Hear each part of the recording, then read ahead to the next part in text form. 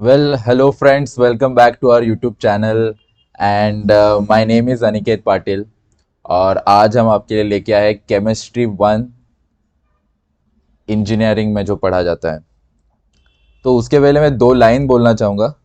वो है कि लगने लगे उसके घर के चक्कर ऐसे कि न्यूक्लियस के चारों तरफ इलेक्ट्रॉन हो जैसे। जी हाँ दोस्तों, आज हम पढ़ने वाले हैं मॉलिक्यूलर ऑर्बिटल थियरी। देखिए, केमिस्ट्री सीखने के लिए हमेशा ज़रूरी होता है कि आप मॉलिक्यूलर लेवल पे जाएं।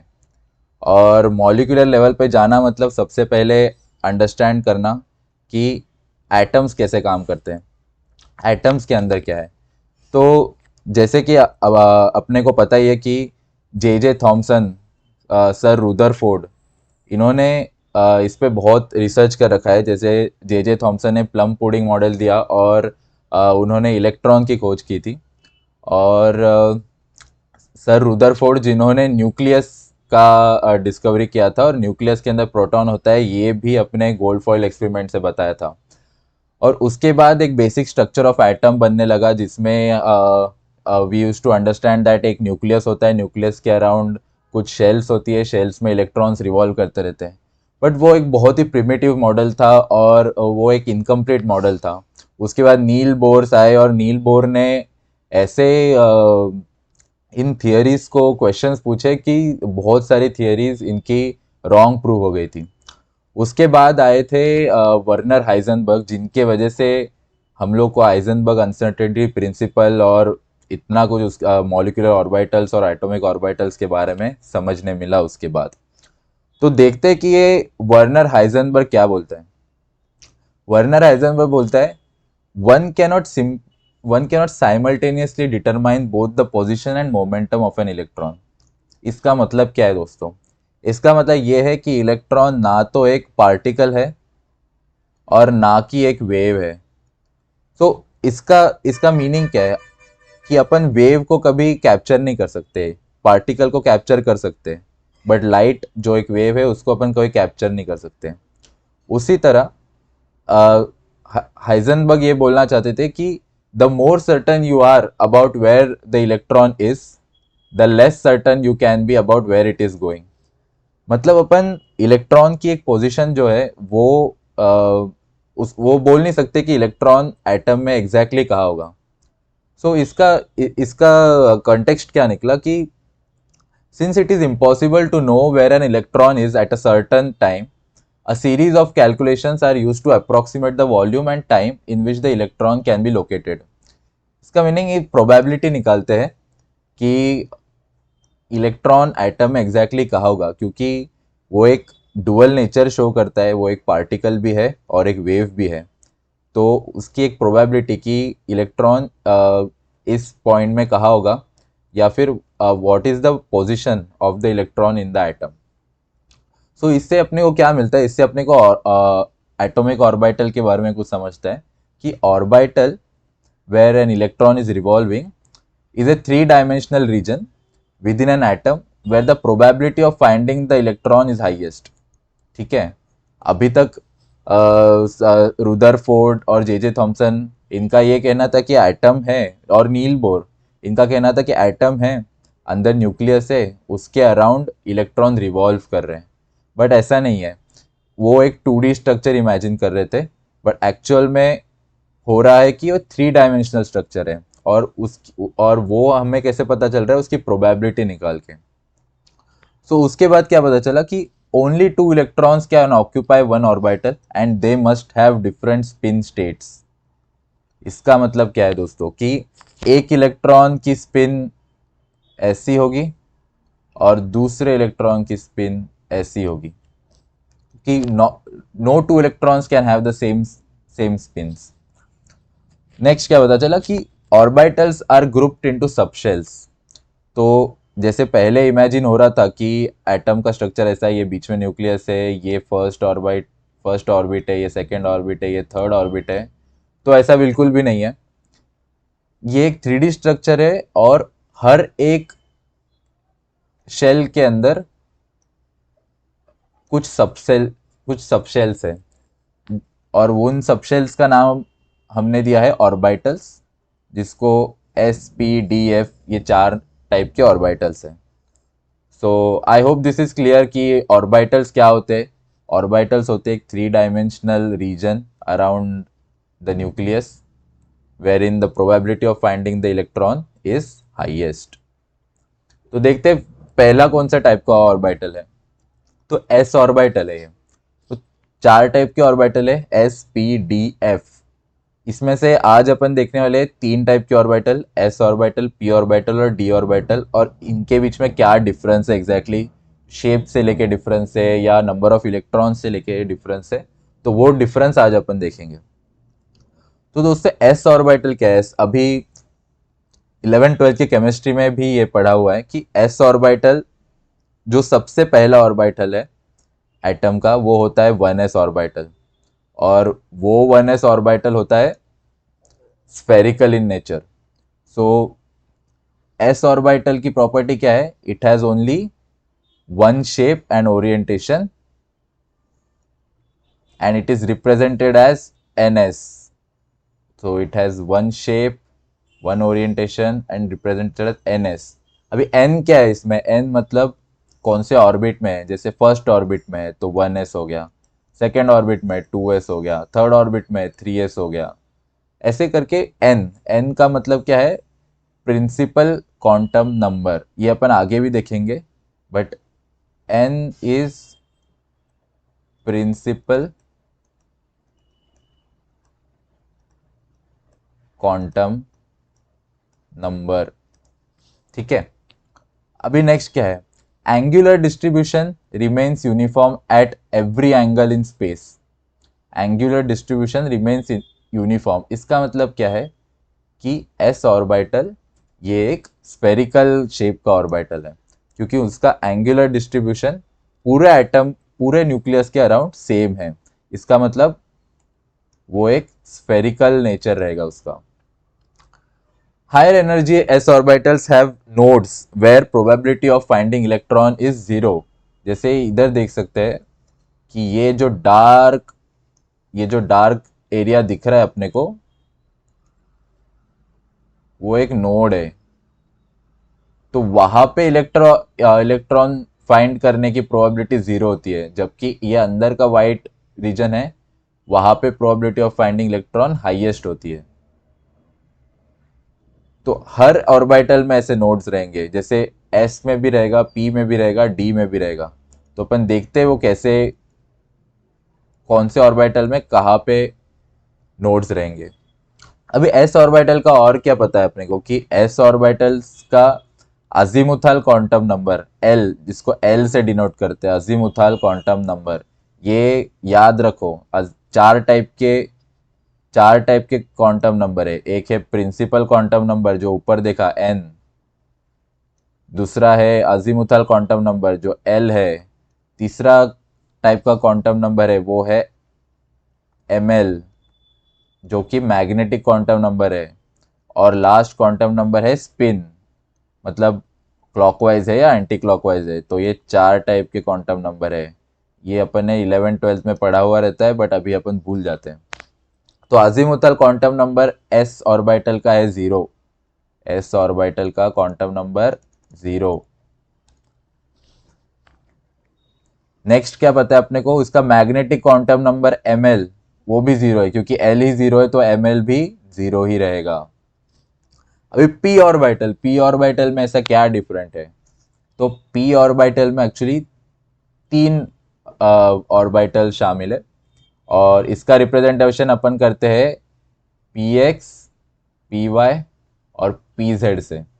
ठीक है, अभी जैसे एस ऑर्बिटल में अपन ने देखा कि angular distribution was uniform all over the nucleus, but P orbital में यूनिफॉर्म नहीं है, वो पहले बढ़ता है, फिर कम होता है, फिर वापस बढ़ता है।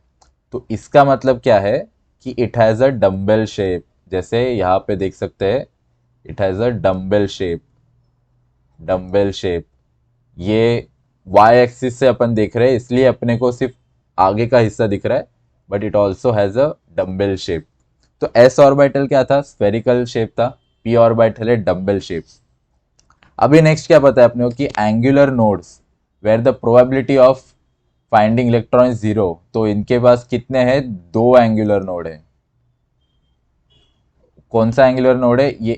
ये एंगुलर नोड है जहां पे probability of finding electron will be 0।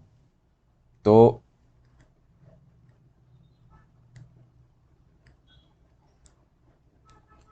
इसके पास हो गया एक नोड, क्योंकि इस ऑर्बिटल में ये सिर्फ एक जगह है जहां पे इलेक्ट्रॉन मिल ही नहीं सकता, बाकी पूरे जगह पे इलेक्ट्रॉन घूम रहा हो सकता है। अपन बोल नहीं सकते कि कहाँ पे घूम रहा है, बट इस जगह पे तो बिल्कुल नहीं होगा। इसके लिए इसमें एक नोड है, इसमें 0 नोड था। ठीक है। एजिमुथल क्वांटम नंबर क्या है अब पी ऑर्बिटल का? वो है 1। तो ये याद रखना है, पी ऑर्बिटल का एजिमुथल क्वांटम नंबर 1 है, एस का 0 है। Magnetic quantum number M L, इसका क्या है? इसके पास कितने टाइप के मैग्नेटिक क्वांटम नंबर हो सकते हैं? 3 टाइप के, जो कि है -1, 0 और +1। इसका मतलब इसमें 3, क्योंकि इसके 3 अलग अलग ऑर्बिटल्स है, राइट? तो इसके 3 डिफरेंट मैग्नेटिक क्वांटम नंबर्स होंगे। तो 4 क्वांटम नंबर्स देखे। इसका जो अजीमुथल क्वांटम नंबर है एस का 0 है, पी का 1 है। मैग्नेटिक क्वांटम नंबर एस का 0 है। पी के 3 मैग्नेटिक क्वांटम नंबर है, -1, 0, +1। अभी बढ़ते हैं अगले ऑर्बिटल की तरफ।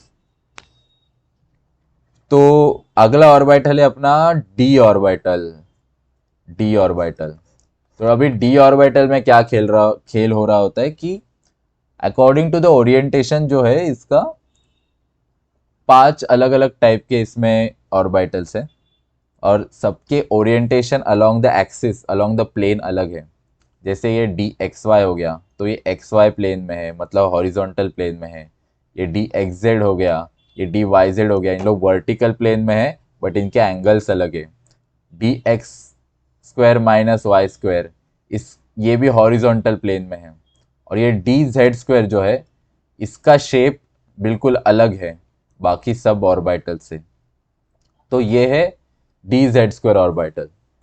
तो इसका अपन पी ऑर्बिटल से कैसे अलग है वो देखते हैं पहले, कि इसका भी angular distribution does not remain uniform at every angle in space. Of course सिर्फ एस ऑर्बिटल का ही सेम रहता है, क्योंकि उसका distribution along the nucleus same है, इसलिए उसका सेम होता है। सो इसका शेप क्या है? Clover leaf shape. Clover leaf मतलब कोई भी एक पेड़ का आप लीफ इमेजिन कर लो, तो लीफ जैसा एक शेप है। क्लोवर लीफ आप चाहिए तो गूगल कर सकते हैं, इसका शेप ऐसा ही होगा।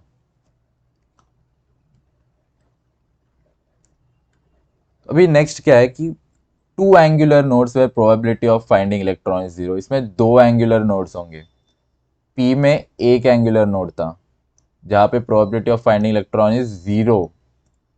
डी ऑर्बिटल में 2 एंगुलर नोड होंगे, क्योंकि ये 2 अलग अलग ऑर्बिट्स है जो आपस में आ रही है, तो इसमें 2 नोड्स बनेंगे जहां पे probability of finding electron will be 0। ठीक है। नेक्स्ट क्या है इसका अजीमुथल क्वांटम नंबर क्या होगा? इसका अजीमुथल क्वांटम नंबर है 2। पी ऑर्बिटल का क्या था? 1। तो पी ऑर्बिटल में 3 अलग अलग टाइप के मैग्नेटिक क्वांटम नंबर्स थे। एम एल जिसका रिप्रेजेंटेशन है -1, 0, +1। इसमें क्या होगा? ये एक टाइपो है। इसमें होगा -2, -1, 0, +1, +2। कितने हो गए टोटल? 1 2 3 4 5। 1 2 3 4 5। तो 5 इसमें अलग अलग ऑर्बिटल से X Y, X Z, Y Z, Z square, X square -Y square. तो 5 क्वांटम नंबर्स भी है अपने पास। तो क्लियर है सबको एस पी डी का क्या, कैसे डिफरेंट है एक दूसरे से, किसका क्या शेप है, किसमें कितने इलेक्ट्रॉन है। हर हर ऑर्बिटल में 2 ही इलेक्ट्रॉन आ सकते हैं। इसका अपन रूल देखते हैं आगे, कोई टेंशन नहीं है। इलेक्ट्रॉनिक कॉन्फ़िगरेशन से अपने को रूल समझता है। ये कॉन्फ़िगरेशन भी आप सब ने पढ़ा हुआ है एक बार फिर से उसको रिवाइज कर लेते। ऑफबाउ प्रिंसिपल्स। तो ऑफबाउ का प्रिंसिपल क्या बोलता है कि electron will first occupy the lowest energy orbital available. देखो केमिस्ट्री फिजिक्स पूरे यूनिवर्स का एक ही लॉ है कि सबको स्टेबल एनर्जी स्टेट में जाना है। तो सबसे स्टेबल एनर्जी स्टेट में जाने के लिए क्या करना पड़ेगा अपने को लोवेस्ट एनर्जी ऑर्बिटल में इलेक्ट्रॉन को भेजना पड़ेगा, ऐसा ऑफबाउ बोलता है। And enter into higher orbitals only after lower energy orbitals are filled. तो अभी इसका मतलब पहले 1s आएगा, फिर 2s आएगा, 3s आएगा, क्या आएगा? तो उसके लिए ये आप याद रख लो। ये क्या इसमें क्या कैसा करना है? इसमें 1 2 3 4 5 6 लिखना है, इसमें 1 2 3 4 5 6 लिखना है, और इसे एरो बनाना है। मतलब क्या, पहले 1s, फिर 2s, फिर 2p, फिर 3s, फिर 3p, फिर 3d, फिर 4s, 4p, 4d, 4f। देखो ऐसे 1s, 2s, 2p, 3s, 3p, 4s, 3d, 4p, 5s, 4d, 5p। देखा same 1s, 2s, 2p, 3s, 3p, 4s, 3d, 4p। तो ऐसे करके अपने को इलेक्ट्रॉन्स को भरना है, और ये याद रखना बहुत सिंपल है। एक बार इस इमेज को मन में बिठा लेना, और कैसे बनानी है इमेज ये भी देख लेना। पॉलीज एक्सक्लूजन प्रिंसिपल क्या होता है? ये भी इलेक्ट्रॉनिक कॉन्फ़िगरेशन का प्रिंसिपल है। एक रूल है जो पॉली ने दिया था, वो बोलता है कि no two electrons can have same set of 4 quantum numbers. Last slide में बताया कि 4 क्वांटम नंबर क्या है, principal azimuthal magnetic spin. Pauli's exclusion principle क्या बोलता है? जैसे इस एग्जांपल में देखो,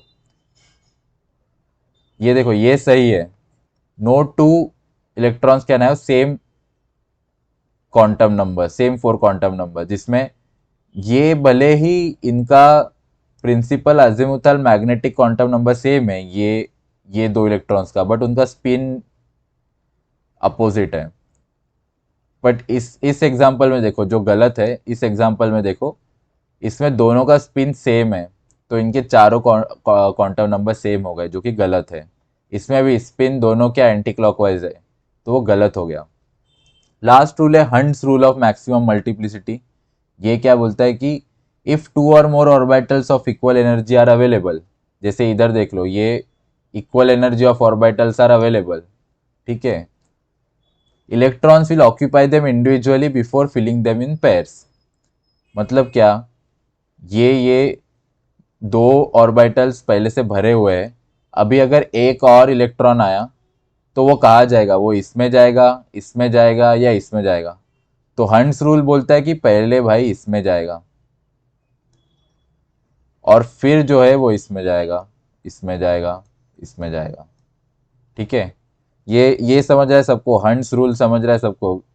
पहले जो ऑर्बिटल्स खाली भरे हैं पहले उनको भर लो, ठीक है, उनका एनर्जी लेवल सेम होना चाहिए। जैसे 2p है, सो सब 2p के रहने चाहिए, अगर 3p के, सब 3p के रहने चाहिए। तो ये 3 प्रिंसिपल थे, इनका अपन आगे भी यूज कर लेंगे। तो ये जैसे लिथियम की इलेक्ट्रॉनिक कॉन्फ़िगरेशन है कि ये लिथियम में पता है कि 3 इलेक्ट्रॉन होते हैं, तो ये 1s में गए 2 इलेक्ट्रॉन, और 1s के बाद 2s आता है, 2s के बाद 2p आता है, तो 1s के बाद 2s में एक इलेक्ट्रॉन चला गया।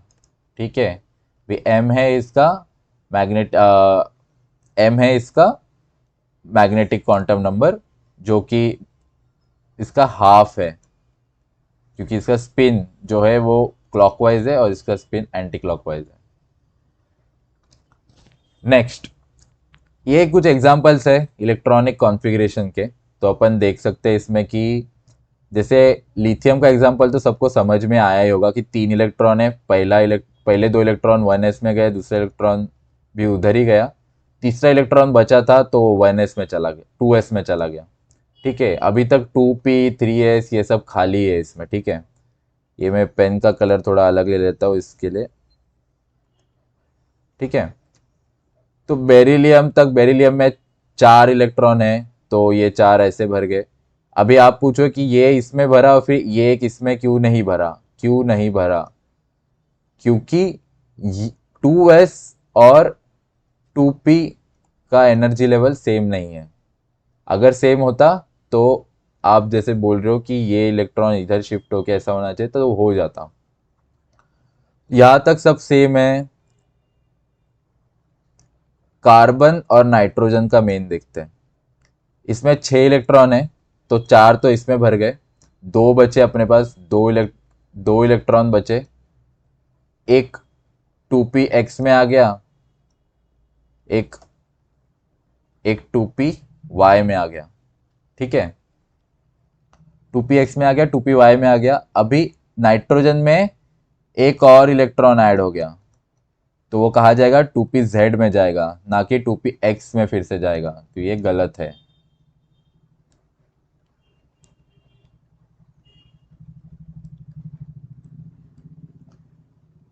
सेम अभी अगर ये नियॉन है तो नियॉन में 10 इलेक्ट्रॉन है तो ये इनर्ट गैस है। तो इसमें क्या होगा कि इसमें आ गए एक्स्ट्रा, अभी आ गए अपने पास टोटल 10 इलेक्ट्रॉन है तो अपने पास 1s में 2 चले गए, 2s में 2 चले गए, बचे 6। तो इन्होंने पहले अपने हंट्स रूल के अकॉर्डिंग तीनों को इस तरीके से अरेंज कर लिया, फिर जो बचे 3 वो ऐसे ऐसे और ऐसे आ गए। समझ रहे भाई सबको ऑफ बाउ और पॉली कैसे अपन ने यूज किया इधर? ठीक है। पॉली क्या बोलता है? पॉली बोलता है कि 2 इलेक्ट्रॉन का सेम नहीं होना चाहिए क्वांटम नंबर, मतलब एक इलेक्ट्रॉन का ये स्पिन ऊपर जा रहा है तो दूसरे इलेक्ट्रॉन का भी ऊपर जाएगा, ये नहीं हो सकता, ये गलत है बिल्कुल भी। और हंड क्या बोलता है कि पहले सब ऑर्बिटल भर लो सेम एनर्जी वाले, फिर नेक्स्ट इधर जाओ। तो बेसिकली ये रिप्रेजेंटेशन है कि आप NS1 2s1 ऐसे आप रिप्रेजेंटेशन कर सकते हो, और नोबल गैस की configuration are termed as core electrons. ठीक है। और जो आउटर मोस्ट शेल में इलेक्ट्रॉन्स होते हैं उनको बोलते हैं वैलेंस इलेक्ट्रॉन्स। तो वैलेंस इलेक्ट्रॉन्स ही बॉन्डिंग में यूज होते हैं। तो अपन देखते हैं आगे वैलेंस इलेक्ट्रॉन के बारे में क्या पता है अपने को, कि valent electrons are the electrons in the last shell of energy level of an atom. तो लास्ट शेल में जैसे 2 एटम है तो ये अपने को पता ही है पहले से कि valence electrons are the outer most electrons. ठीक है। अभी वैलेंस बॉन्ड थियरी जो है, और वैलेंस बॉन्ड थियरी क्यों फेल हुई over the period of time, ये अपन देखते हैं। कि वैलेंस बॉन्ड थियरी ठीक से एक्सप्लेन नहीं कर पाई कि कोई कोई जो मॉलिक्यूल्स है वो पैरामैग्नेटिक रहते हैं, बट बाय थियरी वो डायमैग्नेटिक रहते हैं। तो इसका एकदम बहुत अच्छा एग्जांपल है O2। ठीक है। O2 में अगर आप देख सकते हो तो according to the Lewis structure बोलते हैं ऐसे, ये जो इलेक्ट्रॉन जो बाहर दिखाए है इसको लुईस स्ट्रक्चर बोलते हैं। According to the Lewis structure ये एक बहुत स्टेबल आइटम है, और ये एक बहुत स्टेबल मॉलिक्यूल है। और according to the Lewis structure और वैलेंस बॉन्ड थियरी इसके कोई मैग्नेटिक प्रॉपर्टी रहनी नहीं चाहिए, क्योंकि all the electrons are taking part in bond formation. But जब ये एक्सपेरिमेंट से पता चला कि ये molecule actually paramagnetic behaviour show कर रहा है, तो मतलब अपने को वैलेंस बॉन्ड थियरी को नकारना पड़ा और मॉलिक्यूलर ऑर्बिटल थियरी को एक्सेप्ट करना पड़ा। तो मॉलिक्यूलर ऑर्बिटल थियरी क्या है ये आज अपन थोड़ा शॉर्ट में देखते हैं, अगले लेक्चर में इसको और अच्छे से देखेंगे। तो कुछ रूल्स है मॉलिक्यूलर ऑर्बिटल थियरी के, और कैसे अपने को मॉलिक्यूलर इलेक्ट्रॉनिक कॉन्फ़िगरेशन लिखना है। तो ये भी डायग्राम तुम लोगों ने कभी ना कभी 12th स्टैंडर्ड में 11th स्टैंडर्ड में देखा रहेगा। अगर नहीं देखा है तो कोई इशू नहीं है। देखो पहले सबसे लोवेस्ट एनर्जी किसकी है? 1s की है। फिर किसकी है? 2s की है। फिर किसकी है? 2p की है। यही अपने को इसमें भी दिख रहा है कि सबसे नीचे 2s है, फिर 2p है। 1s इसमें दिखाया नहीं गया है। सबसे नीचे 2s से चालू कर रहे हैं, फिर 2p से चालू कर रहे हैं। ठीक है। लेफ्ट साइड में आओ। लेफ्ट साइड में क्या लिखा है देखो, रूल्स दिए। पहला रूल क्या है? Each molecular orbital can fill up to 2 electrons. तो जैसे ये एक बॉक्स है, इसमें 2 इलेक्ट्रॉन आ सकते हैं मैक्सिमम। ठीक है, हंस रूल है वो तो पता ही है। ठीक है, number of electrons in molecular orbital is equal to number of electrons in bonding atoms. मतलब क्या, ये एक हाइड्रोजन का एटम है, ये एक हाइड्रोजन का एटम है। हाइड्रोजन के एटम में 1 इलेक्ट्रॉन है, दूसरे में 1 इलेक्ट्रॉन है। जब भी मॉलिक्यूलर ऑर्बिटल बनेगा तभी दोनों में कितने इलेक्ट्रॉन होंगे, टोटल मिला के 2 इलेक्ट्रॉन्स होंगे, बराबर। तो स्टार्टिंग के इलेक्ट्रॉन एंडिंग के इलेक्ट्रॉन हमेशा सेम रहेंगे। फिर ये है कि हाईएस्ट फील्ड ऑर्बिटल को बोलते HOMO, और लोवेस्ट अनऑक्यूपाइड ऑर्बिटल को बोलते हैं LUMO। तो इसका भी क्या यूज होगा ये भी अपन देखते हैं। हाईएस्ट फील्ड ऑर्बिटल होमो है, लोवेस्ट इनऑक्यूपाइड ऑर्बिटल लूमो है। तो और लास्ट रूल क्या है कि बॉन्डिंग मॉलिक्यूलर ऑर्बिटल्स जो है MO मतलब मॉलिक्यूलर ऑर्बिटल, ये अभी से याद रख लो। इनको बॉन्डिंग इलेक्ट्रॉन बोलते हैं, जो मॉलिक्यूलर ऑर्बिटल्स बॉन्डिंग में पार्ट लेंगे। और जो एंटी बॉन्डिंग में पार्ट लेंगे इलेक्ट्रॉन्स, उनको एंटी बॉन्डिंग इलेक्ट्रॉन्स बोलेंगे। जैसे ये देखो, ये एक यहाँ पे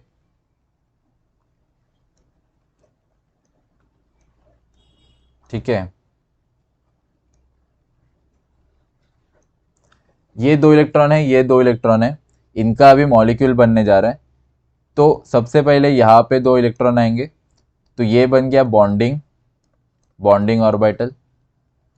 और फिर 2 इलेक्ट्रॉन यहाँ जाएंगे, ये बन गया एंटी बॉन्डिंग। ठीक है, इनको बोलेंगे एंटी बॉन्डिंग इलेक्ट्रॉन, इनको बोलेंगे बॉन्डिंग इलेक्ट्रॉन। ठीक है, अभी मॉलिक्यूलर ऑर्बिटल थियरी के कुछ पॉस्टुलेट्स है। ठीक है, इसके पॉस्टुलेट्स क्या है कि total number of molecular orbital form will always be equal to the total number of atomic orbitals offered by the bonding species. इसका मतलब क्या है, पहले मान लो कि 2 ऑर्बिटल्स थे, इसके बाद कितने ऑर्बिटल्स बनेंगे, इसके बाद भी 2 ऑर्बिटल्स बनेंगे, 2 मॉलिक्यूलर ऑर्बिटल्स बनेंगे।